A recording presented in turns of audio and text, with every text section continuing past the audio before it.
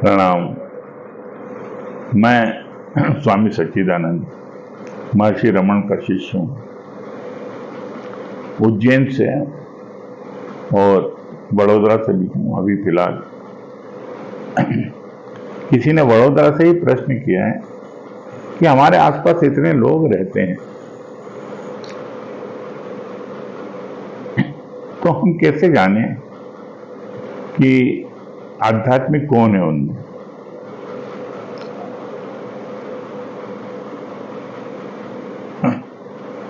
तो सबसे पहले हमें खुद को टेस्ट करना चाहिए कि वेदर आई एम स्पिरिचुअल और नॉट। दूसरा स्पिरिचुअल है या नहीं है, इससे हमें कोई मतलब नहीं रखना चाहिए। ये हमारी अपनी व्यक्तिगत साधना है। इसमें क्या छिपा है कि देखो, मैं तो आध्यात्मिक हूँ, बाकी तो मेरे को पता लग जाए कि ये आध्यात्मिक होने का ये मापदंड है। अगर इस सब में नहीं है तो सब गैर आध्यात्मिक है, ये लोग आध्यात्मिक नहीं है। तो अपने अंदर एक अहंकार जग जाता है, श्रेष्ठता का भाव आता है कि ये तो सब नाली के कीड़े हैं और देखो मैं परमात्मा को चाहता हूँ या चाहती हूँ, मैं सबसे श्रेष्ठ हूँ। नहीं, हमें अपने अंदर देखना चाहिए। तो शंकराचार्य जी ने इसके लिए, पात्रता के लिए, अधिकारित्व के लिए 4 चीजें बताई है कि आध्यात्मिकता की। तो मैं 3 ही बताऊंगा क्योंकि चौथी थोड़ा वो कठिन है बहुत। पहला है दृग दृश्य विवेक, कि नित्य अनित्य विवेक, सत्य असत्य विवेक, अलग अलग नामों से बोलते हैं इसको। एक ही शब्द में विवेक बोल दिया गया है। इसका अर्थ होता है कि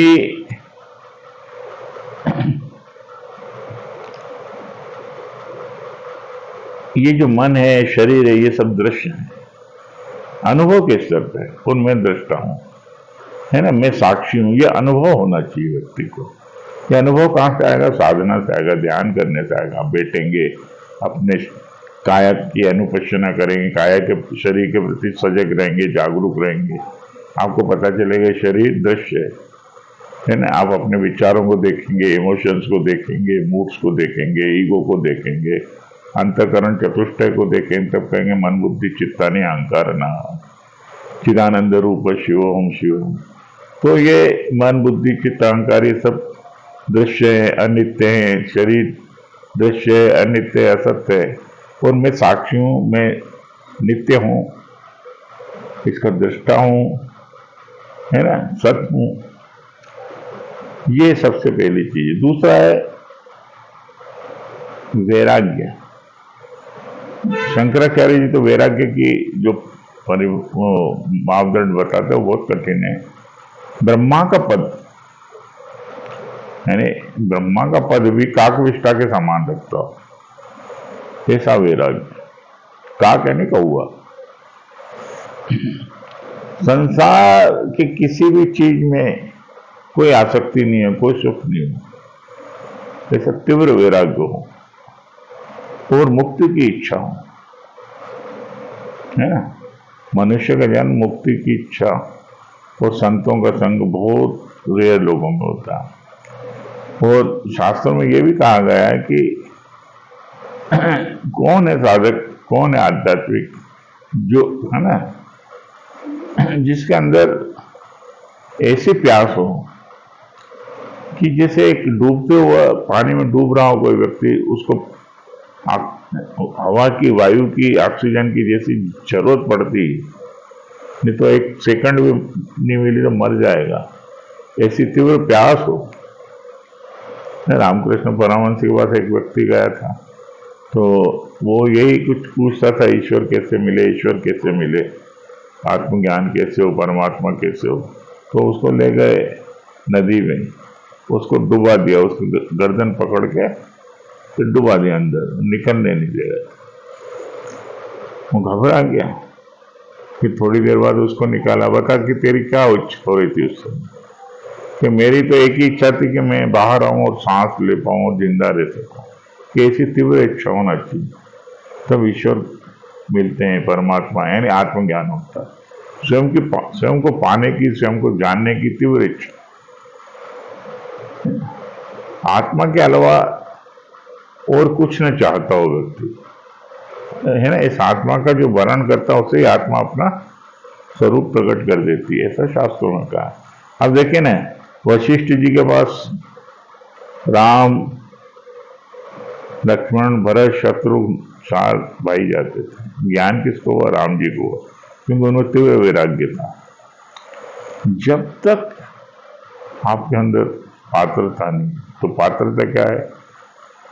आत्मात्म विवेक, दृष्टा दृश्य विवेक, वैराग्य तीव्र और मुक्त होने की इच्छा।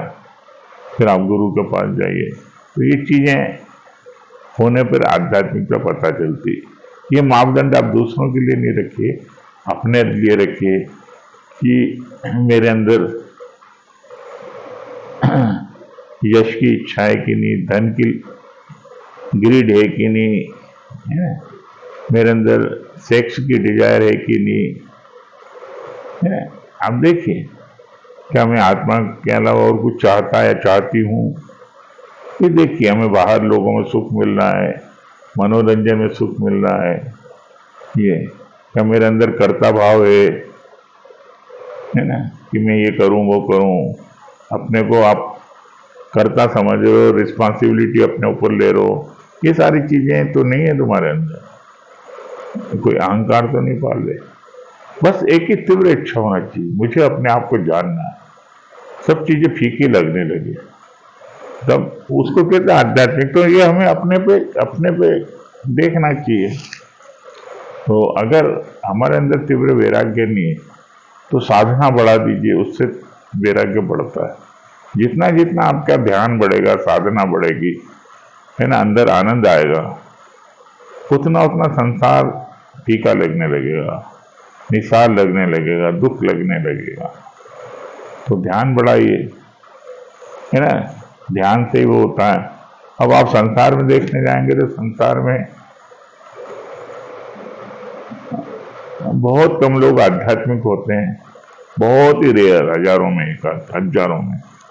गीता में कहा ना, हजारों लोगों में से एक आध कोई सिद्धि के लिए यत्न करता है, और सिद्धि, और उनमें भी, जो हजारों सिद्धों में भी कोई कोई तत्व ज्ञान को उपलब्ध होता है। तो अब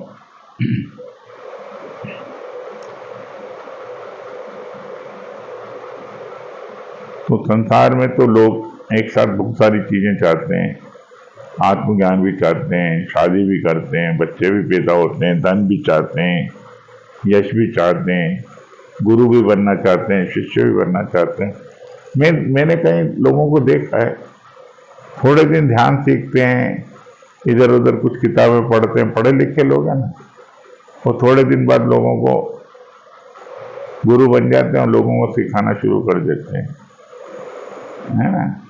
बड़ी उम्र में अध्यात्म में आते हैं, और क्योंकि बड़ी उम्र में साधना तो होती नहीं, साधना होती थोड़ी बहुत, और गुरु बनकर लोगों को सिखाना शुरू कर देते। कई लोगों को देखा, कुछ लोग कर्म कांड में फंस जाते हैं, पूजा पाठ में फंस जाते हैं। तो हम सोचते हैं ये लोग आध्यात्मिक। आध्यात्म का संबंध मन से मुक्त होने में, अहंकार से मुक्त होने में, है ना। तो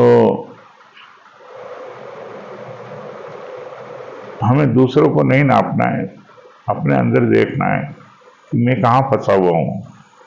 क्या मुझे संसार में अभी रस आ रहा है? क्या मुझे अपोजिट सेक्स में रस आ रहा है? क्या मेरे अंदर अभी भी धन की वासना छिपी हुई, धन की चाह है? क्या मैं यश चाहता हूँ या चाहती हूँ? जो भी बोले, अगर ये सब चीजें हैं तो हमें उनको देखना चाहिए, अपने चित्त को अवलोकन करना चाहिए, ध्यान बढ़ाना चाहिए, ताकि ये सब शांत हो, मैं अपने स्वरूप में मस्त बना रहा हूँ, आनंदित। तो संसार के प्रति वैराग्य होना तो स्वाभाविक है कि जब हम मन में देखेंगे इतने बंधन है, मुक्ति की इच्छा भी होगी। तो दूसरों का छोड़कर अपना करिए, और इस दूसरों का अगर आप पूछते हैं तो बहुत कम लोग, बहुत कम, लाखों में एक आध इस स्थिति में होता है मुक्ति की इच्छा, बाकी तो संभव नहीं। इसलिए हमें अपना कल्याण की सोचना चाहिए। प्रणाम। मेरे चैनल को सब्सक्राइब करें प्लीज, शेयर करें, लाइक करें। बहुत बहुत धन्यवाद।